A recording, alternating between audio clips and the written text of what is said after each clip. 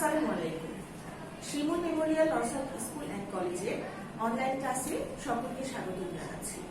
আমি জেসমিন আহমেদ খুশি, শিমুল Memorial নর্সারি school and college রাজশাহীর পক্ষ থেকে আবারও হাজির হয়ে গেছি দ্বিতীয় শ্রেণীর গণিত ক্লাস নিয়ে।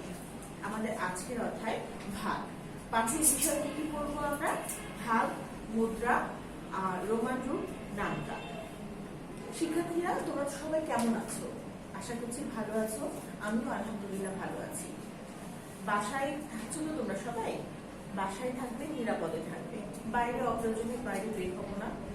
আর পারতপক্ষে মানুষের সাথে কাছাকাছি অপেক্ষা যাবো না, দূরত্ব বজায় রেখে চলাফেরা করবো, বারবার হাত পরিষ্কার করবো, হাত ধুবো আমরা 20 সেকেন্ড করে সাবান বা হ্যান্ড ওয়াশ দিয়ে বারবার হাত ধুতে হবে আমাদেরকে।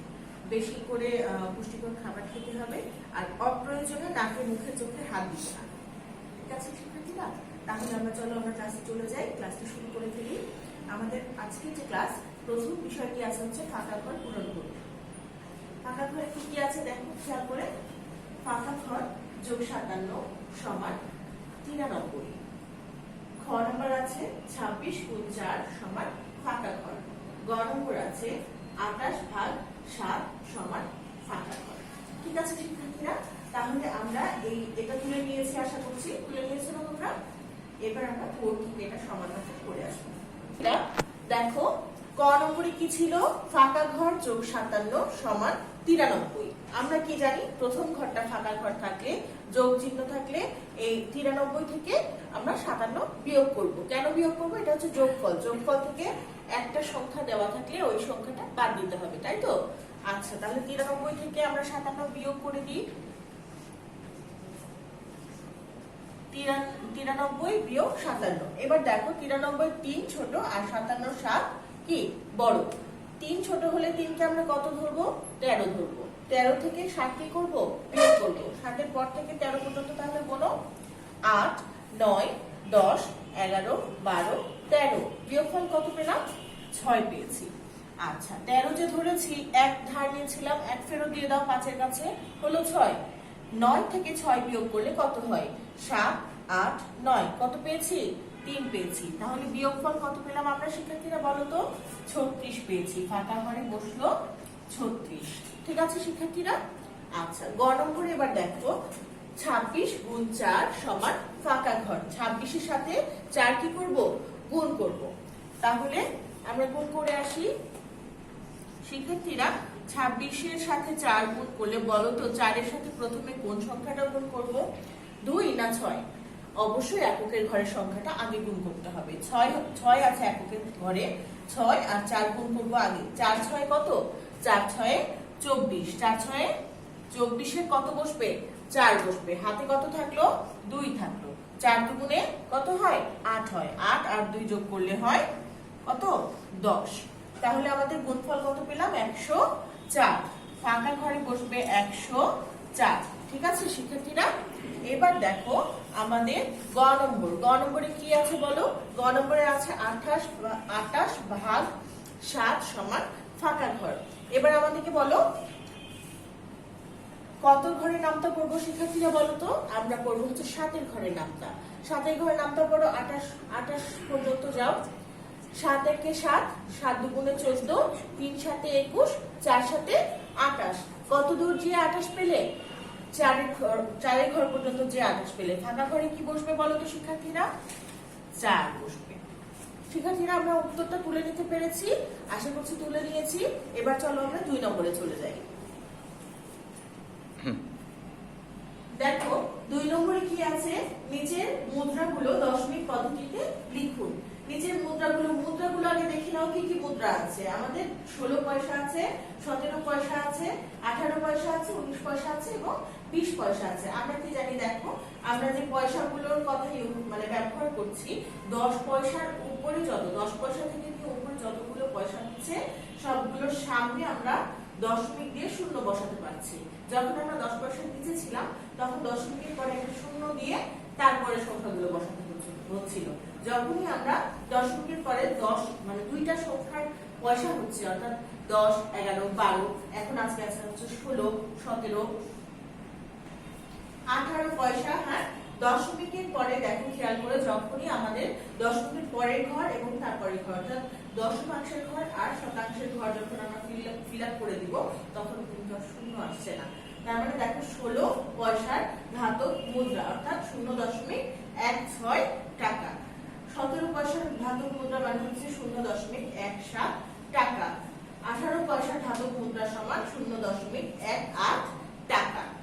19 পয়সার ধাতব মুদ্রা সমান 0.19 টাকা। খেয়াল করে শুনছো শিক্ষার্থীরা, আমি কিন্তু দশমিকের পরের যে সংখ্যাগুলো সেগুলো কিন্তু আমি 16, 17, 18 এমন করে বলছি না।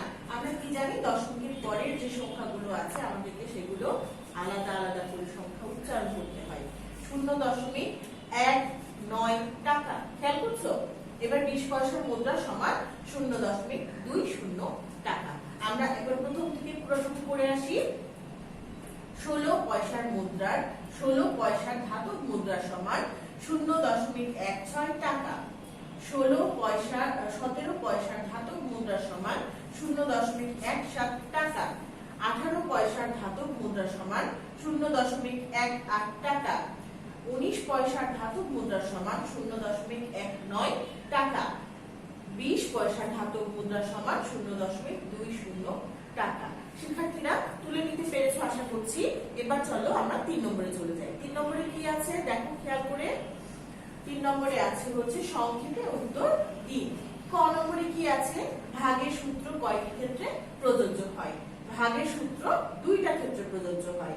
আমরা এতদিন ভাগের সূত্র শিখলাম। দেখো, নিঃশেষে বিভাজ্য হলে আর নিঃশেষে বিভাজ্য না হলে, সেক্ষেত্রে কয়টা ক্ষেত্রে আমরা সূত্র ব্যবহার করছি? 2টা ক্ষেত্রে। একটা হচ্ছে নিঃশেষে বিভাজ্য হলে, আর একটা হচ্ছে নিঃশেষে বিভাজ্য না হলে। তাহলে কয়টা ক্ষেত্রে হলো? 2টি ক্ষেত্রে। ভাগের সূত্র কয়টি ক্ষেত্রে প্রযোজ্য? 2টি ক্ষেত্রে প্রযোজ্য। খ নম্বর, বাংলাদেশে প্রচলিত ধাতব মুদ্রা কতটি? বাংলাদেশে প্রচলিত ধাতব মুদ্রা হচ্ছে 8টি।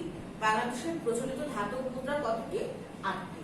আচ্ছা, গ নম্বর দেখো, 27/9 সমান 3। এখানে ভাজক কোনটি? 27/9 সমান 3। আমরা 9 এর ঘরের নামটা করছি, আর এটা হচ্ছে ভাগ করছি হচ্ছে 27 কে, ভাগ করে পাচ্ছি হচ্ছে 3। বলো তো এখানে ভাজক কোনটা? কি দিয়ে ভাগ করছি? 9 দিয়ে ভাগ করছি। তাহলে ভাজক কত? 9। উত্তর 9। শিক্ষার্থীরা তুলে নিয়েছে তথ্য 3টা, আশা করছি তোলা হয়ে গেছে। এবার চলো আমরা 4 নম্বরে চলে যাই। 4 নম্বরে কি আছে দেখো শিক্ষার্থীরা, নিচের সংখ্যাগুলো রোমান রূপে লিখুন। রোমান রূপটা আমরা শিখেছি এর আগে, আমাদের প্রায় 55 পর্যন্ত হয়ে গেছে। এবার আছে হচ্ছে 56 থেকে 60 পর্যন্ত। তাহলে আমাদের কিন্তু মানে এই সাময়িকের সিলেবাস কমপ্লিট হয়ে যাবে, তাই না শিক্ষার্থীরা? আচ্ছা চলো দেখি 56। তার আগে আমরা একবার 50 এর কথাটা চিন্তা করে আসি। 50 মানে কি বলো তো শিক্ষার্থীরা? 50 মানে হচ্ছে এল। 50 মানে এল। এবার দেখো 50 এর সাথে কত এসেছে? 56, 6। তাহলে এল ভি আই। আবার বলো এল ভি আই। 57 রোমান রূপ কি আছে? L V double I. L V double I. 58 কি হবে? L V triple I. 58 কত হবে? L V triple I. 59 কত হচ্ছে? L I x. আবার বলো 59 কত হচ্ছে? L I x. 60 কত হচ্ছে? L X. খেয়াল করে দেখো, এল মানে 50, 50 এর 10 পরে হচ্ছে 60। তার মানে এল এর পরে 10 বসিয়ে দিলাম, তাহলে হয়ে গেল আমাদের 60। মনে রাখার জন্য সহজ বুদ্ধি, তাই না শিক্ষার্থীরা? আচ্ছা, এবার চলো আমরা পরবর্তী প্রশ্নে চলে যাই। তাহলে আমরা আজকে এখন 5 নম্বরে কি বললাম, কি শিখবো? 13 ঘরের গুণের নামটা লিখবো, তাই না? আমরা কিন্তু 15 পর্যন্ত শিখে ফেলেছি। আবার আজকে আমরা 13 ঘরের গুণের নামটা করে ফেলি। 13 1 13, 13 দুগুণে 26, 13 3 39, 13 4 52, 13 5 65, 13 6 78, 13 7 91, 13 8 104, 13 9 117, 13 10 120। আমরা আবার বলি 13 1 13, 13 দুগুণে 26, 13 3 39, 13 4 52, 13 5 65, 13 6 78, 13 7 91, 13 8 104, 13 9 117, 13 10 130। শিক্ষার্থীরা আমরা করছি, এর মাঝে কিন্তু তোমাদেরকে তুলে নিতে হবে। তুলে নিচ্ছ তো তোমরা? আমরা শেষ আর একবার করবো, এই মাঝখানে তোমরা তোলা শেষ করবে, মুখোমুখি করবে। 13 1 13, 13 2 26, 13 3 39, 13 4 52, 13 5 65, 13 6 78, 13 7 91, 13 8 104, 13 9 117, 13 10 130। শিক্ষার্থীরা তোমাদের লেখা কমপ্লিট হয়েছে আশা করছি। এবার চলো আমরা পরবর্তী অঙ্কে চলে যাই। পরবর্তী অঙ্কে কি আছে? এবার দেখো, একটি বিদ্যালয় শিক্ষার্থীদের পুরস্কারের জন্য 45টি খাতা আছে। যদি একজন শিক্ষার্থীকে 5টি খাতা দেওয়া হয় তবে কতজন শিক্ষার্থী পুরস্কার পাবে? শিক্ষার্থীরা তোমরা অবশ্যই প্রশ্ন তুলে নাও। দেখো কি কি আছে। একটি বিদ্যালয়ে শিক্ষার্থীদের পুরস্কারের জন্য 45টি খাতা আছে। যদি একজন শিক্ষার্থীকে 5টি খাতা দেওয়া হয় তবে কতজন শিক্ষার্থী পুরস্কার পাবে? গাণিতিক বাক্য ব্যবহার করে সমাধান করুন।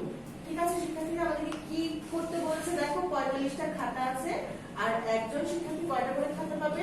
5টা করে খাতা পাবে। তাহলে কতজন শিক্ষার্থীকে পুরস্কার দেওয়া সম্ভব হবে? এই তো প্রশ্নটা করেছে। চলো আমরা বোর্ড থেকে সমাধানটা করে আসি। তাহলে আমাদের সমাধান কি? সমাধান লিখে ফেলি আমরা। তারপরে আমাদের কি গাণিতিক বাক্য লিখতে বলেছে, তাই না? গাণিতিক বাক্যটা লিখি। গাণিতিক বাক্য, গাণিতিক বাক্য কি বলেছে বলো তো শিক্ষার্থীরা? 45টা খাতা ছিল, আর প্রত্যেকটা শিক্ষার্থীকে কয়টা করে খাতা দেওয়া হবে? 5টা করে খাতা পুরস্কার দেওয়া হবে। তাহলে 45টা খাতা ভাগ করে দিতে হবে 5টা 5টা করে, তাই তো? তাহলে কতজন শিক্ষার্থী পাবে সেই জায়গাটা দেওয়া নাই, তাহলে ওখানে হবে ফাঁকা ঘর। তাহলে 45 ভাগ 5 সমান ফাঁকা ঘর। ঠিক আছে শিক্ষার্থীরা? তাহলে এবার আমরা লিখে সমাধান করে ফেলি। 5টি খাতা পাবে একজন। 5টি খাতা পাবে একজন। বলেছে কতজন শিক্ষার্থী। যেই বিষয়টি চাইবে, জন যদি চায় তাহলে জনের প্রসঙ্গটা আসবে সবার ডান দিকে। যদি খাতা প্রসঙ্গ, টায়ার প্রসঙ্গ আসতো তাহলে সেই জিনিসটা বসাতে হতো আমাদেরকে ডান দিকে। ঠিক আছে? 5টি খাতা পাবে একজন, অতএব 45টি খাতা পাবে দিয়ে 45 ভাগ 5 জন সমান 5 ঘরের নামটা পড়ো, কত দূর গিয়ে 45 হয়। খেয়াল করে দেখো, 5 9 45 হয়। আমরা নামটাকে আমাদেরকে পড়ে দেখতে হবে। 5 1 5, 5 2 10, 3 5 15, 4 5 20, 5 5 25, 5 6 30, 5 7 35, 5 8 40, 5 9 কত? 45। তাহলে কতজন শিক্ষার্থীর কথা পেলাম আমরা এখানে? 9 জন শিক্ষার্থী। উত্তর 9 জন। শিক্ষার্থীরা বুঝতে পারছো আশা করছি, তুলেও নিয়েছো। তোলা শেষ হয়েছে। চলো আমরা একটু বোর্ড থেকে দেখে আসি বোর্ডে আমরা কিভাবে করেছি। দেখো খেয়াল করে, গাণিতিক বাক্য সমান 45 ভাগ 5 সমান ফাঁকা ঘর। ঠিক আছে? 5টি খাতা পাবে একজন শিক্ষার্থী, অতএব 45টি খাতা পাবে 45 ভাগ 5 জন শিক্ষার্থী। তাহলে আমরা শিক্ষার্থীর সংখ্যা কতজন পেলাম? 9 জন পেলাম। উত্তর আলাদা করে 9 জন শিক্ষার্থী লিখে পেলাম। ঠিক আছে শিক্ষার্থীরা? আমাদের আজকের যে ক্লাসটা হলো, এই ক্লাসের উপর ভিত্তি করে আমাদের পরবর্তী দিন হবে ফিডব্যাক 18, 18 নম্বর ফিডব্যাক হবে। ঠিক আছে শিক্ষার্থীরা? আমরা এই ফিডব্যাকটা ভালোভাবে বাসায় পড়াটা ভালো করে চর্চা করব আর কি করব, এই পড়ার উপর ভিত্তি করে আমরা ফিডব্যাকটা কমপ্লিট করব। আমি আগামী দিন আমরা আবারও হাজির হয়ে যাব নতুন ক্লাস নিয়ে। সেই পর্যন্ত তোমরা সবাই ভালো থাকবে, সুস্থ থাকবে, নিরাপদে থাকবে, ততদিন বাসায় থাকবে। ঠিক আছে শিক্ষার্থীরা? আমরা ততদিন পর্যন্ত ভালো থাকবো। আল্লাহ হাফেজ। তাহলে আসসালামু আলাইকুম।